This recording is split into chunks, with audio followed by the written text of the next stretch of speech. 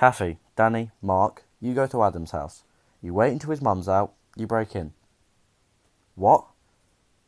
Through an upstairs window, so it's out of the way. Make sure no one sees you, get in, go to his bedroom, find a pair of his shoes and an item of his clothing, a jumper or something.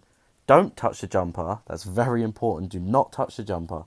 But you have to get in the plastic bag without touching it. What plastic bag? The reused sacks that you were going to buy on the way. Do not use the first one on the roll, use the third or fourth.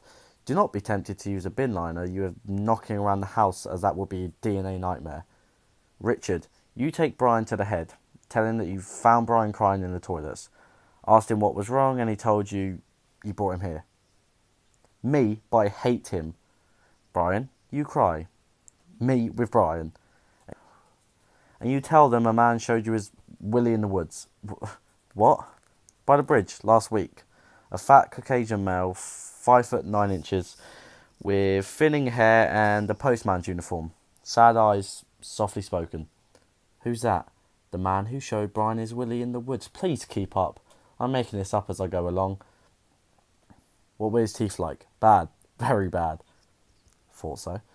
Lou, Danny and Jan, you take the shoes.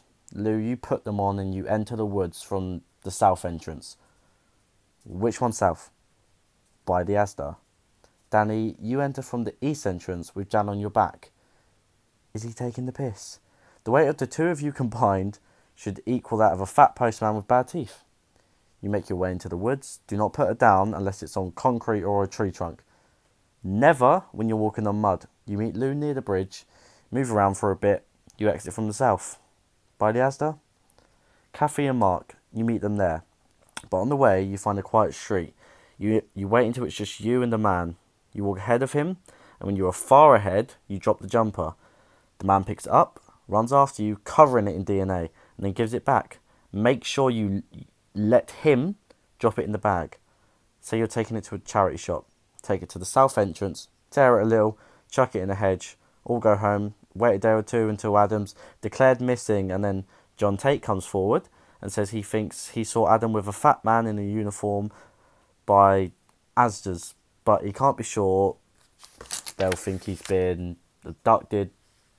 There'll be inquiries, police, a morning service, and if everyone keeps their mouth shut, we should be fine.